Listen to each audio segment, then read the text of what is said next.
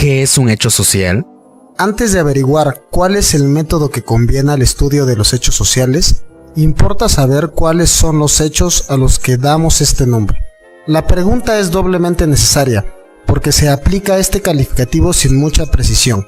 Se emplea de ordinario para designar más o menos a todos los fenómenos que se desarrollan en el interior de la sociedad, siempre que se presenten con cierta generalización algún interés social, pero en este sentido puede decirse que no hay acontecimientos humanos que no puedan llamarse sociales. Cada individuo bebe, duerme, come, razona y a la sociedad le interesa que dichas funciones se ejerzan en forma regular. Por lo tanto, si esos hechos fueran sociales, la sociología no tendría objeto propio y su campo se confundiría con el de la biología y la psicología. Pero en realidad, en toda la sociedad existe un grupo determinado de fenómenos que se distinguen marcadamente de los que estudian las otras ciencias de la naturaleza. Cuando desempeño mi tarea de hermano, esposo o ciudadano, cuando cumplo los compromisos que he contraído, realizado deberes que están definidos, fuera de mí y de mis actos, en el derecho y en la costumbre, incluso cuando están de acuerdo con mis sentimientos y siento interiormente su realidad, esta no deja de ser objetiva, porque no soy yo quien los ha creado, sino que los he recibido por medio de la educación.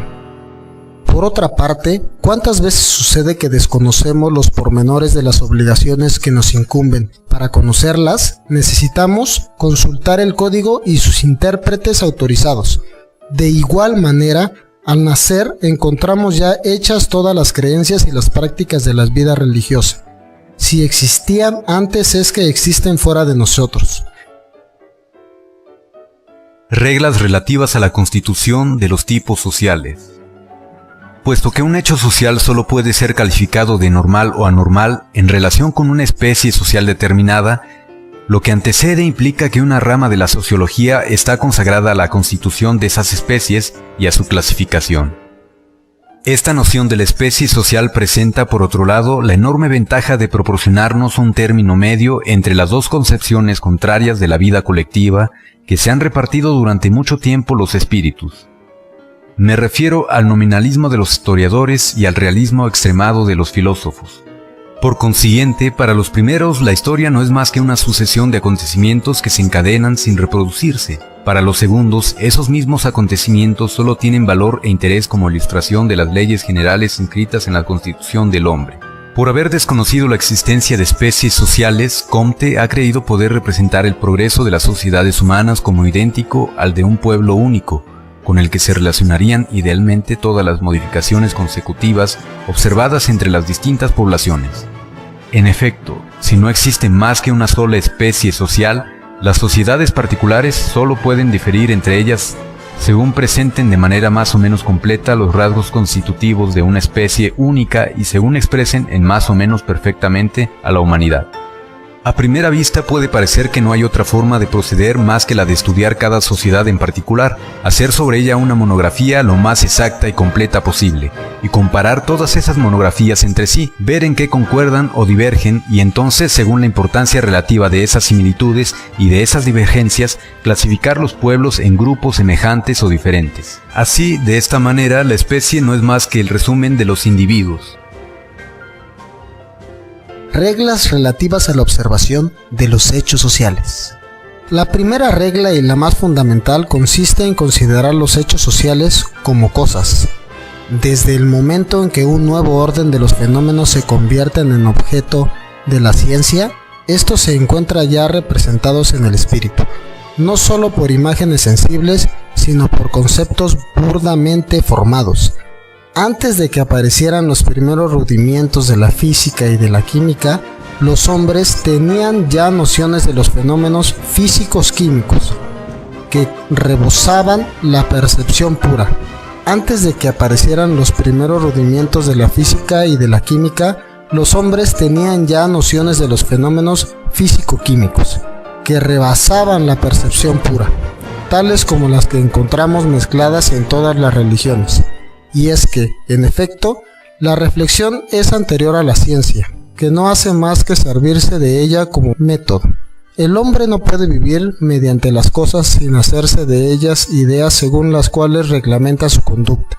Como estas nociones están más cerca de nosotros y más a nuestro alcance de las realidades de las cuales corresponden, tendemos naturalmente a suprimir a estas últimas y hacer de aquellas la materia misma de nuestras especulaciones.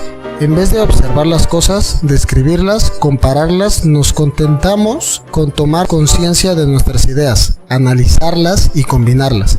En vez de una ciencia de realidades, solo elaboramos un análisis ideológico.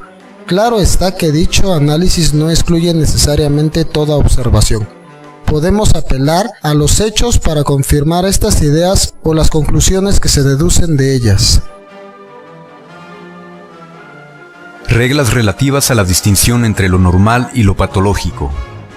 La observación realizada de acuerdo con las reglas anteriores confunde dos órdenes de hechos, muy diferentes en ciertos aspectos, los que son todo lo que deben ser y lo que deberían ser de diferentes de lo que son, los fenómenos normales y los patológicos. Incluso hemos visto que era necesario incluirlos por igual en la definición con la que deben iniciarse todas las investigaciones. Pero si en ciertos aspectos poseen la misma naturaleza, no dejan de constituir dos variedades diferentes y que importa distinguir. ¿Dispone la ciencia de medios que permitan establecer dicha distinción? Esta pregunta es de la mayor importancia porque de la solución que se le dé depende la idea que nos hacemos del papel que corresponde a la ciencia, sobre todo a la ciencia del hombre. De acuerdo con una teoría cuyos partidarios pertenecen a las escuelas más diversas, la ciencia no nos enseñaría nada acerca de lo que debemos creer. Se dice que solo conoce hechos que tienen el mismo valor y el mismo interés. Los observa, los explica, pero no los juzga. Para ella no hay ningún censurable. Ante sus ojos, el bien y el mal no existen. Puede decirnos de qué modo producen las causas sus efectos, pero no con qué fines. Para saber no lo que es, sino lo que es deseable, hay que recurrir a las sugerencias del inconsciente. La ciencia se encuentra así despojada o casi de toda eficacia práctica y por consiguiente sin mucha razón de ser. ¿Por qué esforzarnos en conocer lo real si el conocimiento que adquirimos no puede servirnos en la vida? Es verdad que el método ideológico permite escapar de ese misticismo y es, por otra parte, el deseo de escapar lo que ha constituido, en parte, la persistencia de este método. En efecto, los que lo han aplicado eran demasiado racionalistas para admitir que la conducta humana no necesita ser dirigida por la reflexión, y sin embargo no veían en los fenómenos considerados en sí mismos, independientemente de todo dato subjetivo, nada que permita clasificarlos de acuerdo con su valor práctico. Reglas relativas a la explicación de los hechos sociales. La mayoría de los sociólogos cree que haber dado cuenta de los fenómenos una vez que ha hecho ver para qué sirven y qué papel desempeñan. Se razona como si no existiera más que con el objetivo de presentar dicho papel y no tuviera otra causa determinante que el sentimiento, claro o confuso, de los servicios que están llamados a prestar. Hay factores que podrían contribuir a ejercer acción sobre el curso de los fenómenos sociales, volumen de la sociedad y el grado de concentración de la masa que abarca tanto unión material como moral. Para Durkheim, la coerción es un rasgo característico de cada sociedad. Se debe al hecho que el individuo se encuentra ante una fuerza que le domina y ante la cual se inclina. Esta fuerza natural no se deriva de la voluntad humana, sino que nace de la misma realidad. Es decir, es producto de causas ya dadas. Para que el individuo se someta a esto, basta que tome conciencia de su dependencia e inferioridad natural.